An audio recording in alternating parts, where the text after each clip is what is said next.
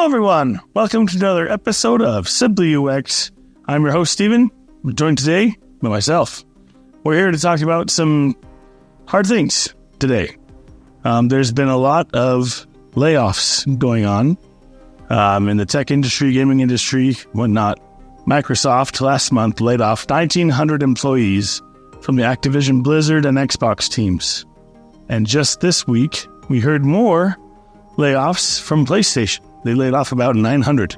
And this is not just the gaming industry. This is all of tech. This has been going on for quite a while. And it's hard to see. My heart goes out to anyone who's been affected by any of these layoffs whatsoever. I myself have gone through 2 layoffs of my own throughout my career.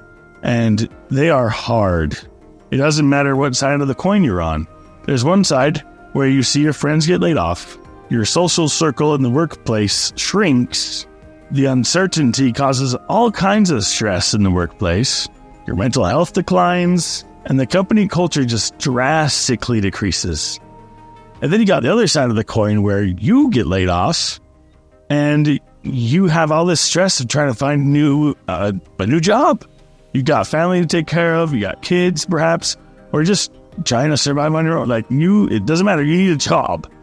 And it's hard. And I've been on both sides of that coin in both of these situations. And they are not easy. And my heart and prayers goes out to anyone affected by any of these layoffs. There's another side of this too, which I am also affected by. And that is breaking into the tech industry in the first place. I graduated with my degree in interaction design back in August of 2022. And almost 2 years later, I'm still looking for my first full-time entry-level position. It has been really tough on me and my family and for anyone else. There's a lot of other designers out there that are in the same boat as I am. And it's just hard, and it's hard for everyone. I feel my heart goes out to anyone. If you're got years of experience and you've been laid off, or if you're just starting out like me and you're trying to find employment, they're both hard situations to be going in right now. The tech industry is just not, and it's in a weird place. So why am I making this video? Well, I think there are things that we can do that are within our control. You should focus on the things that you can control.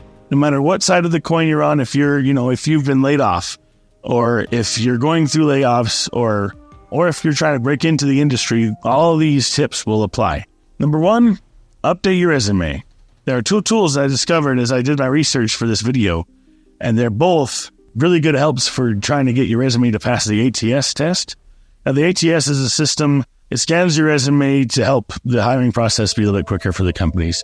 A lot of companies use them now, but now the problem is we got to get our resumes to pass this system well enough that we actually can get a human to look at our resume and be interviewed.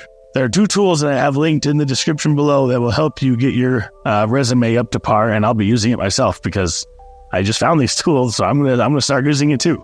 Second thing you can do is update your portfolio. Now I'm gonna get into that a little bit later in the video because I've learned some new things from other designers on LinkedIn that I want to share with you. The other thing you can do is attend your local events. There's a lot of different local events you can go to with just to network, talk to people, get to know others and the companies they're working for. It's always good to network and to grow that network. Another thing you can do in your case studies is make your titles more gripping. For the most part, again, going back to the portfolios, for the most part, a recruiter will look at your portfolio for only, maybe a minute, maybe more. And it's a very, very quick glance. They're looking at hundreds of portfolios with all these different applications that are coming in. So you got to make yourself really valuable and just at a glance. So I can see, okay, this is a big, heavy impact project. All right, so going back to the portfolio and case studies. So I follow a guy on LinkedIn. His name is Mitchell Clements. Now, sorry if I said that wrong, but he is absolutely fantastic. I have his LinkedIn link in the description below, so you can follow him as well. He gives some great tips. He's been posting a lot about portfolios and case studies here, and I want to share what I've learned from him with you right now. First things first, your case studies do not need to be novels. Aim for a short story. Basically, the idea behind this is you don't want to disclose the full story. You just want to get the recruiter hooked enough so they can interview you for that full case study story. In the thumbnail of the case study, show your mock-ups. And if you don't have any mock-ups, show an image of your actual journey. Another thing you can do is be strategic about which case studies you show for each application.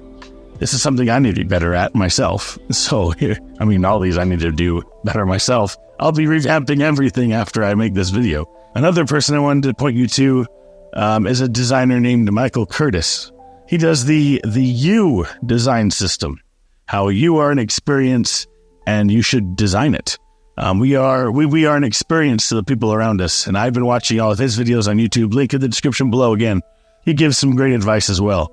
One thing that he suggested that you do in one of his videos that I actually followed through on was making a product design line card. Basically showcasing all of your skills that you have now that you can offer a company if you're hired today. Which, could be like a full spectrum of things. And each line card should be different from another. You'll have different skills than me, and I'll have different skills than Michael, and so on and so forth. So just highlight all of them. And, there's so many other things you could be doing right now that are in your control. Anyway, everything I have mentioned in this video will be linked in the description below so you can check them out yourself. Please, if you like this video, subscribe, like, and ring that notification bell so you can be notified of any other videos that go up. And if you are listening on Spotify on the podcast, please follow me.